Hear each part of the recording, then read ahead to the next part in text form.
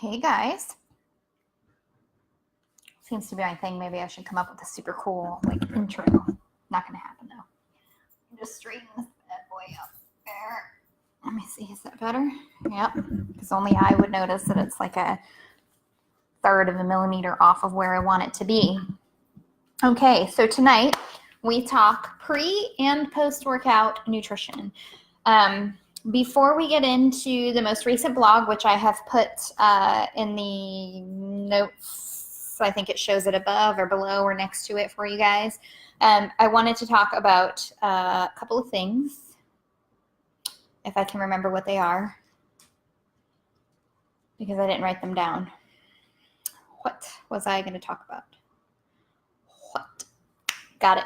Okay, so the first thing is, if you guys haven't seen on my page or in my group, which is called Sprouting Up Nutrition Knowledge for Your Health, I am doing a flash sale right now on my meal plans.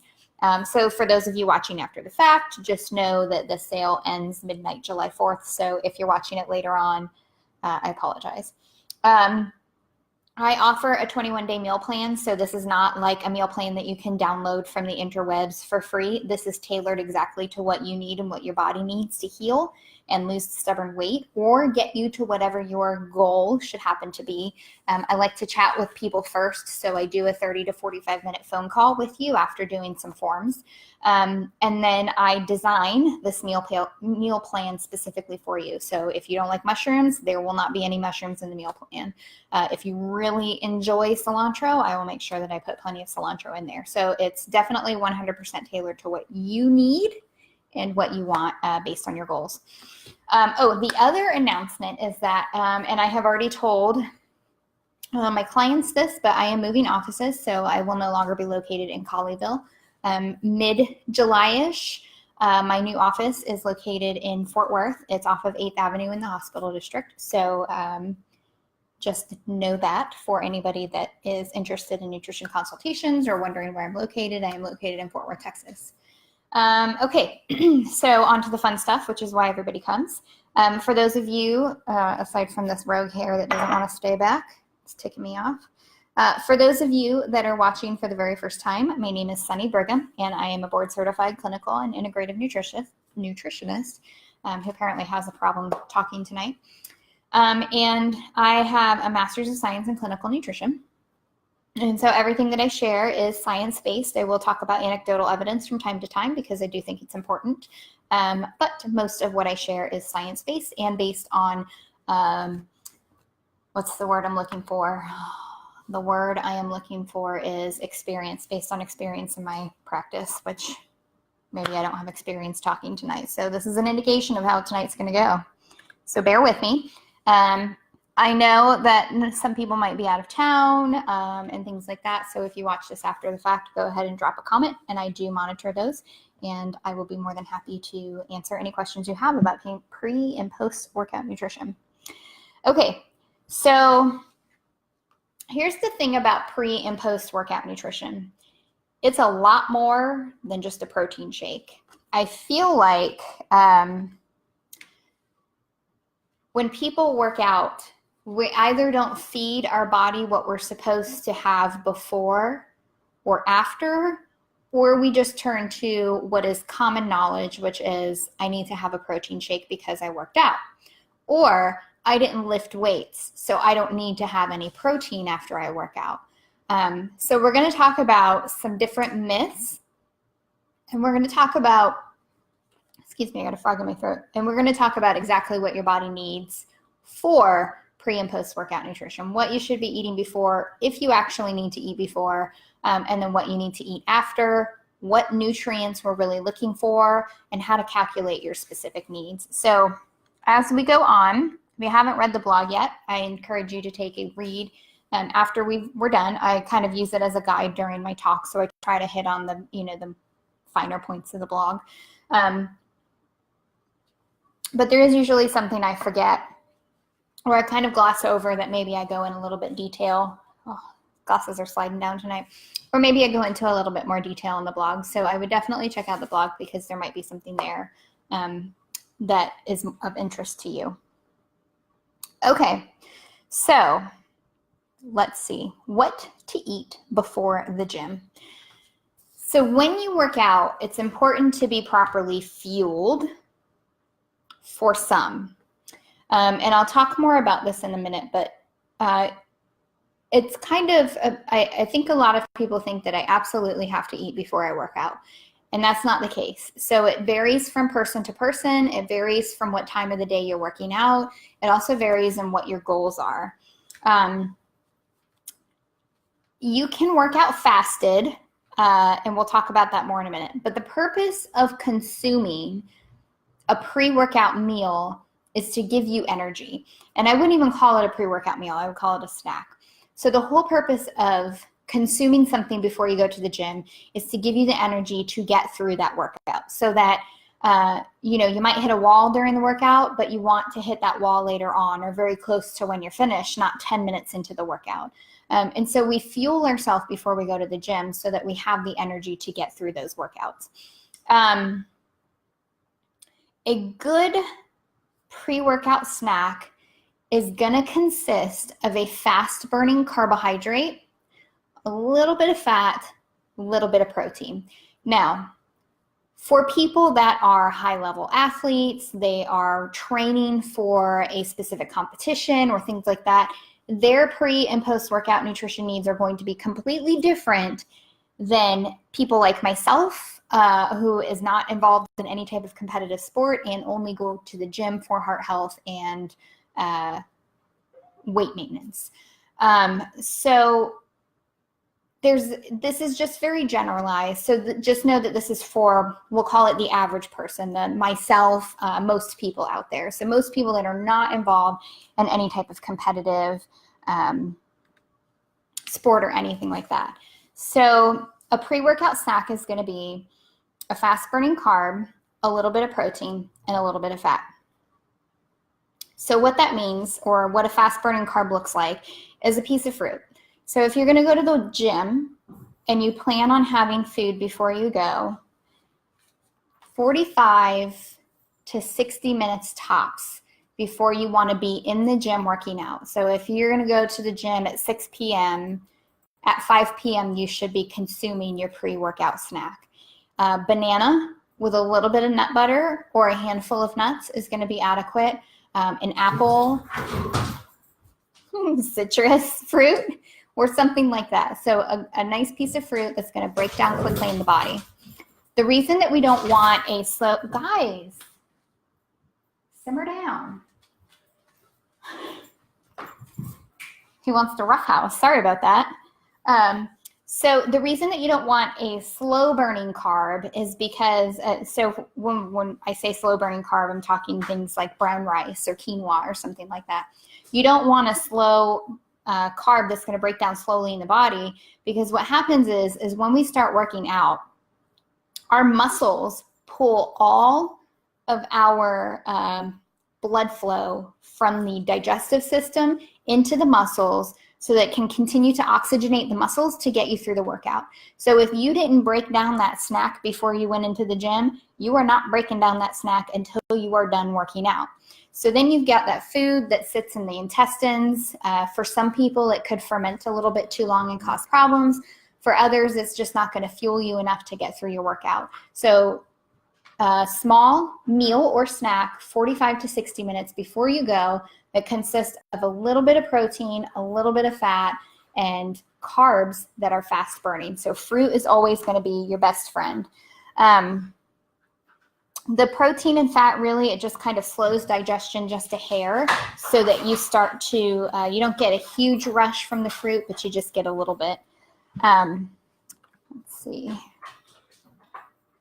Oh, hey, Melissa. I know, right? Kids. That's how I feel. Okay, so do you need to eat before you work out? Yes and no.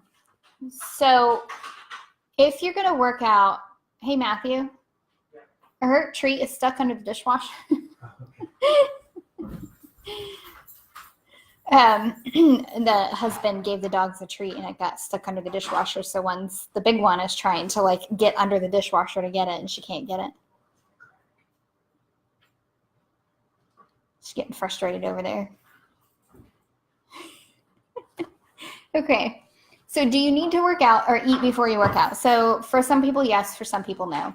It really depends on what your goals are and what time of day you're going. You can do fasted workout. I'm a big fan of fasted cardio. So if you're going to go run or something like that, first thing in the morning, it can be beneficial for some people. Some people cannot work out fasted whatsoever. They feel like as soon as they try to do it, they're hungry, they think about food, their energy is tanked. And so it's just something that you really have to experiment with, whether it's going to work out for you or whether it's not going to work out for you. So if you work out fasted, the whole kind of the goal behind a fasted workout is if you're going to do it first thing in the morning, so if you stop eating, most people stop eating around 7 or 8 p.m. at night, get up at 5 or 6 or whatever it is you do to go to the gym in the morning. So we're going to burn through our stored energy. So we store carbohydrates in the form of energy called glycogen. We store this in the liver, we store it in our muscles, and some various other places in the body. And so when we're sleeping, because we're not eating anything during this, 10 to 12 hour period where we don't have any food from when you have dinner to when you have breakfast, your body is basically continuing to function, but it's using all this stored energy, this stored glycogen to get you through the night, get you until you have breakfast the next day. And so some people burn through the stores pretty quickly, and so they wake up and they're really hungry and they want to eat right away. And some people don't feel hungry till later. There could be a couple of reasons for that. It could be that, we're just not eating appropriately. It could be that they have low stomach acid, but it could be that they're just not through with their glycogen stores yet. And so when you work out, you're going to finish off those glycogen stores, and then you're going to switch to burning fat for fuel. And so if you're already through your glycogen stores when you wake up to go work out, you're going to burn fat for fuel. And so it tends to be really beneficial for people that are trying to cut body fat, people that are just trying to lose weight in general. And it seems to work out pretty good for those that have diabetes, so type 2 diabetes.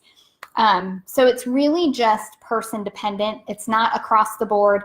Everybody should do a fasted workout, and nobody should do a fasted workout. It's really something that you have to assess what your goals are and then determine if it's going to be best for you.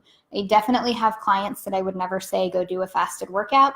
And then I also have clients that I would say, let's try some fasted working out and see how that goes. And it's typically cardio. We'll do some fasted cardio first before we ever try to do any type of fasted weightlifting.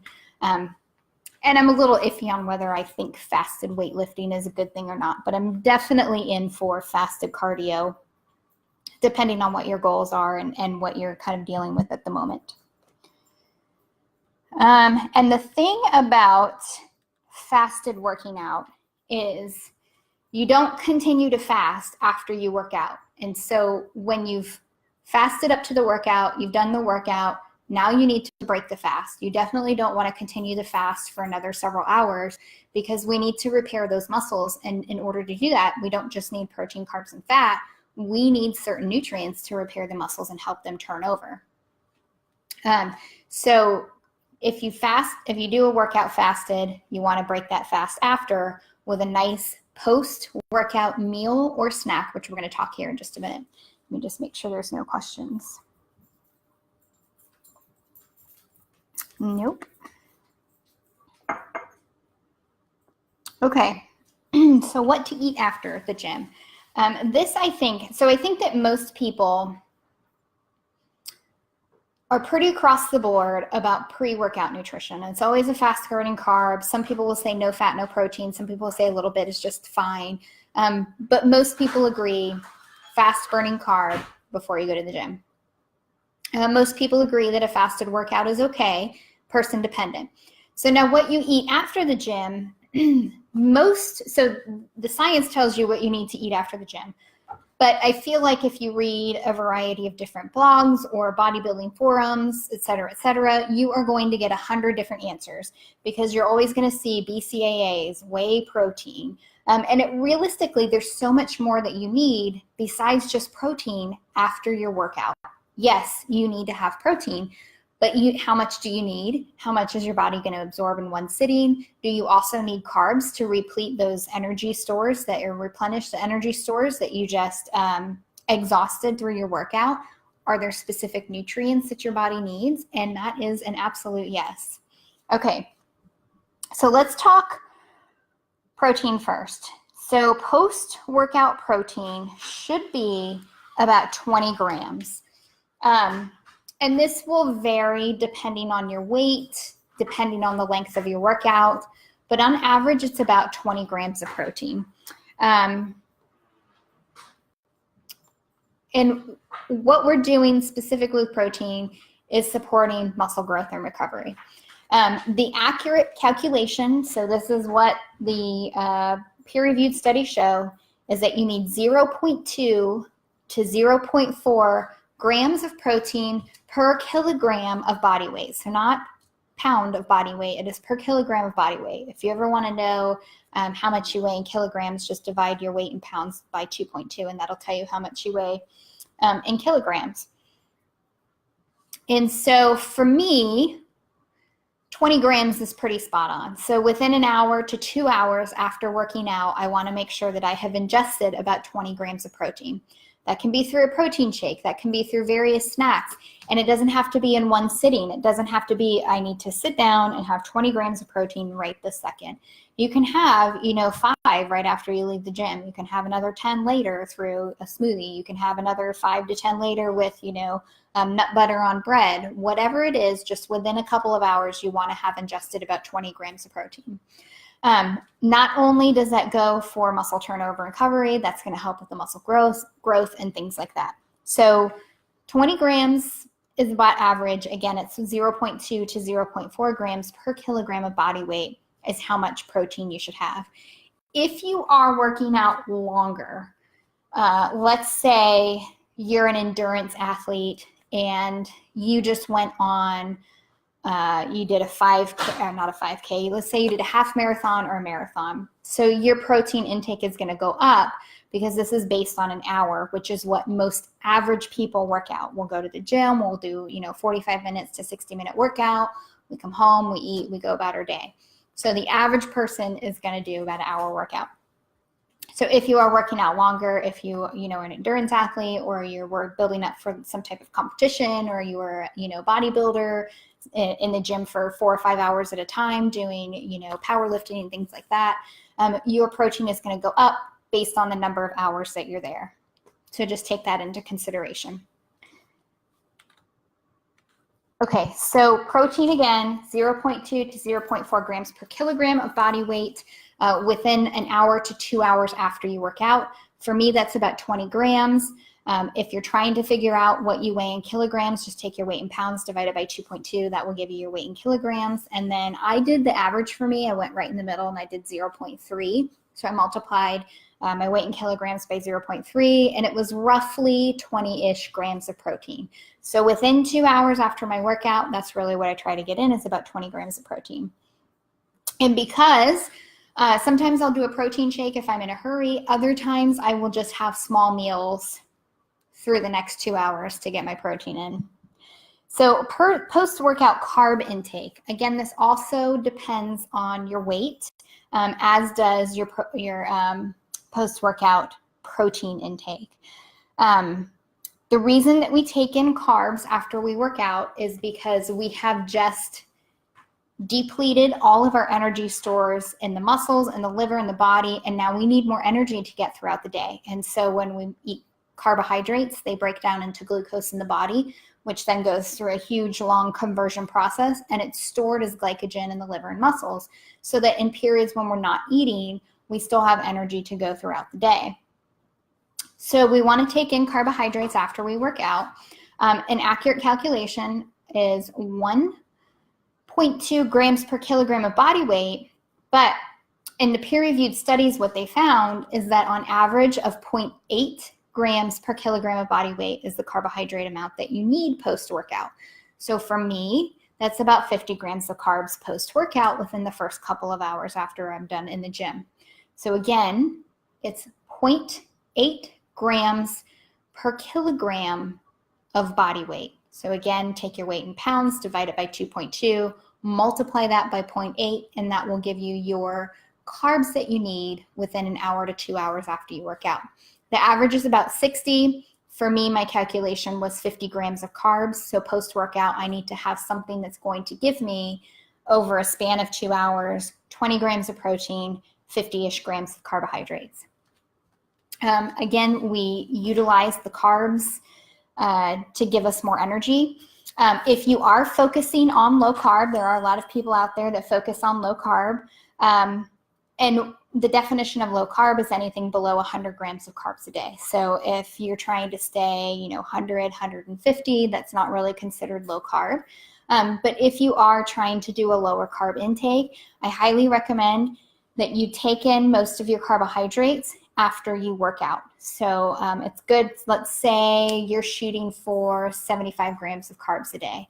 I probably wouldn't do, like for me, if I was going to go 75 grams of carbs a day, I probably would not do 50 right after a workout, but I would probably do something like 30 to 40 after the workout, and then use the other 25 to 35 spread throughout the day. So again, these are just guides. This is just for the average person. So you need to take into account certain considerations for yourself. So protein, just a reminder, is approximately 20 grams within the first hour to 2 hours after you work out, after you finish working out.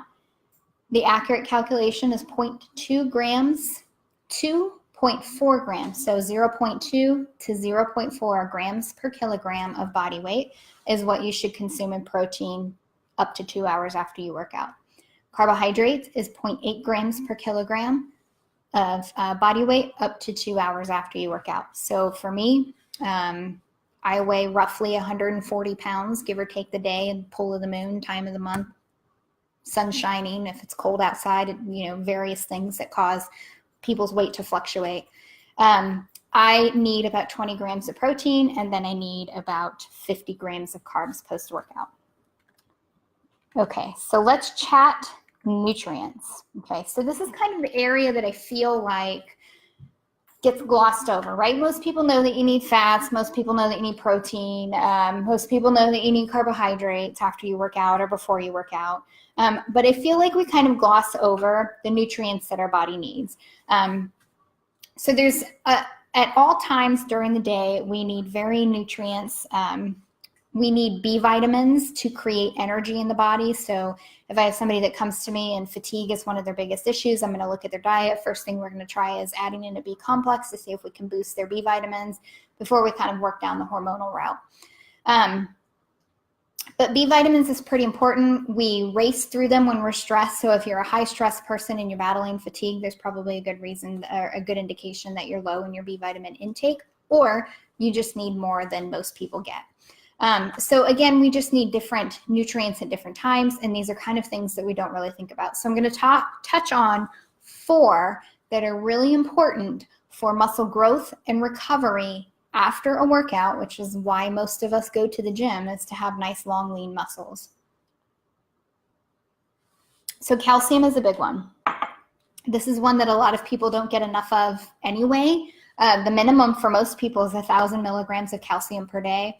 Most people that I see probably get anywhere from 400 to 500 milligrams of calcium per day. It's just going to lead to bone issues later on, and also heart issues, because calcium it helps with proper contraction and relaxation of muscles. It is a mineral, and so if we're not getting enough calcium aside from just the bone aspect of it, it's going to play into overall health, heart health, because we need it for contraction and relaxation, and then muscle growth and recovery. You can be doing your best to try to build long, lean muscles, but if you're not giving it the nutrients that it needs, it's just not going to happen. So for calcium, I definitely make sure that you're getting in plenty of calcium. The other thing about being a mineral is that we lose it through sweat. So if you're in the gym and you're sweating, you are sweating out all of your minerals. We think of electrolytes that we're losing through sweat. We are also losing our minerals as well. And so calcium is one of those. Foods high in calcium, aside from dairy, is going to be dark leafy greens. So your spinach, your bok choy, your kale, collards, chard, all of those are going to have high amounts of calcium in them. Tofu has calcium in it.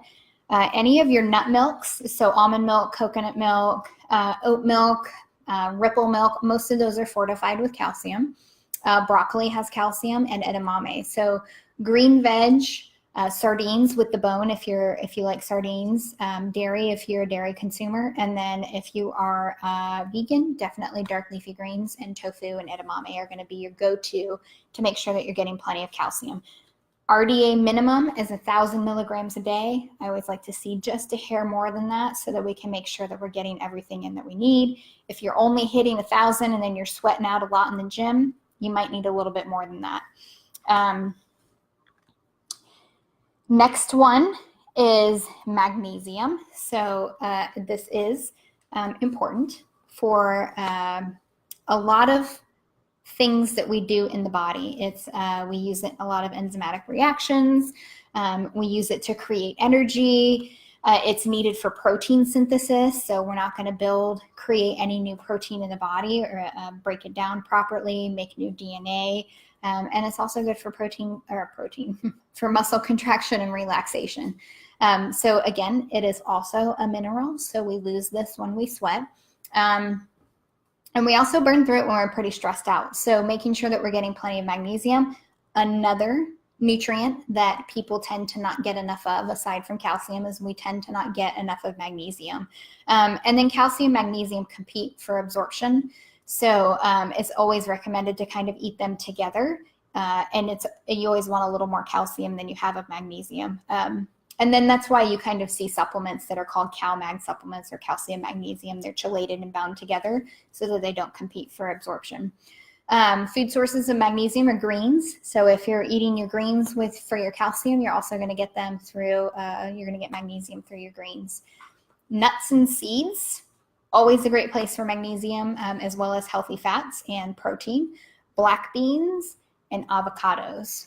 So calcium is dark leafy greens, dairy, sardines with the bone, tofu, broccoli, edamame, and fortified nut milks. For magnesium, it is greens, nuts and seeds, black beans, and avocados.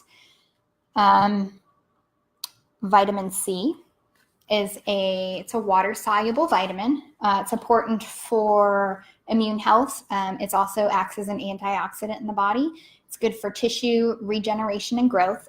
For plant-basers or vegans out there, vitamin C helps the absorption of non-heme iron, so iron found in plants versus animals. And it also helps with collagen production. So ladies, as we age, I know we're always concerned about collagen, so we can have nice plump skin, faces, and then as well as, healthy joints and healthy bodies. So vitamin C is super, super important.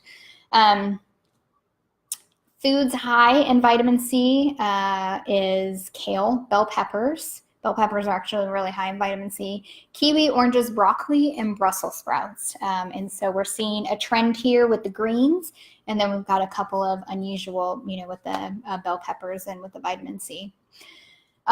When it comes to muscle growth and recovery, vitamin C is needed for tissue regeneration and growth. So if you want those muscles to grow, you want them to get nice and strong and big and be visible, you're going to need some good vitamin C in your body.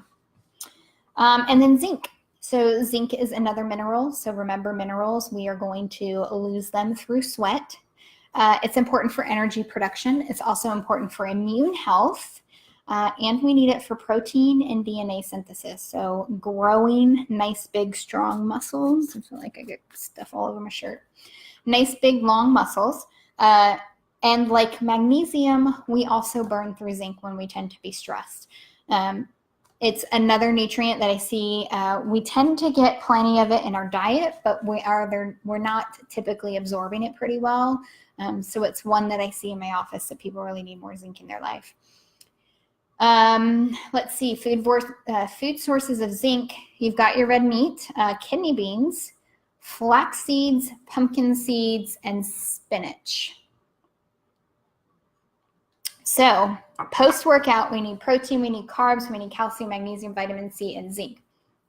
One of the best ways to get this in post-workout, I think, is a nice smoothie, because you can have a dairy base, or you can do a nut milk base, so you're going to get some calcium that way. Add in your spinach, you're going to get some magnesium and some more calcium that way. Add in some flax, ground flaxseed. Not only are you going to get fiber and healthy fats, you're also going to get zinc that way. Add in your scoop of protein of choice, whether that's a plant-based protein or an animal-based protein. You're going to get plenty of protein there. Add in some nice fruit, whether that's a banana, some berries, kiwi, citrus. You're going to get some nice vitamin C. You're also going to get some really healthy carbs. Blend that all up and sip on it, over the next 10 to 15 minutes or however long you like to drink your smoothies for. But a post-workout smoothie is going to be really good. So pre-workout, nice piece of fruit. And if you are so inclined, you can add a little bit of fat to that, or you can work out first thing in the morning fasted. And then post-workout, you want your protein. Remember, you need 0.2 to 0.4 grams per kilogram of body weight. For me, that's about 20 grams. For carbohydrates, you need 0.8 grams per kilogram of body weight. For me, that's about 50 grams.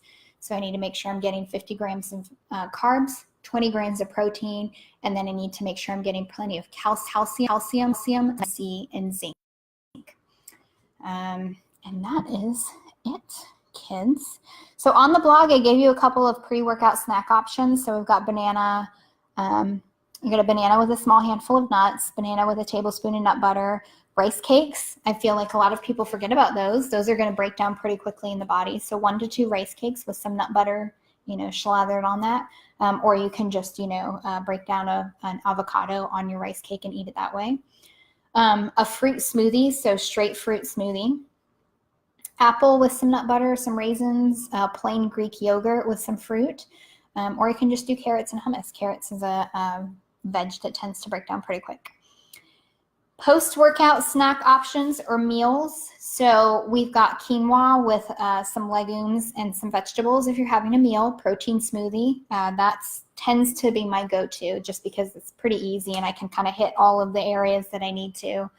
Ezekiel bread with some nut butter, a little bit of pumpkin seed on top, and then a sliced banana. Tofu scramble with some veggies and brown rice. 4 ounces of chicken with brown rice and vegetables. Ezekiel tortilla. So Ezekiel bread has tortillas and they are amazing. Slap some hummus on there, load it up with veg. You can throw some tempeh in there or you can throw in some salmon, wrap that up and eat it, and that's going to be a good post-workout meal as well. So let's talk about hydration really quick. I know this kind of goes, it's not what we really think when we think about pre and post-workout nutrition, but I definitely wanted to hit on it pretty quickly.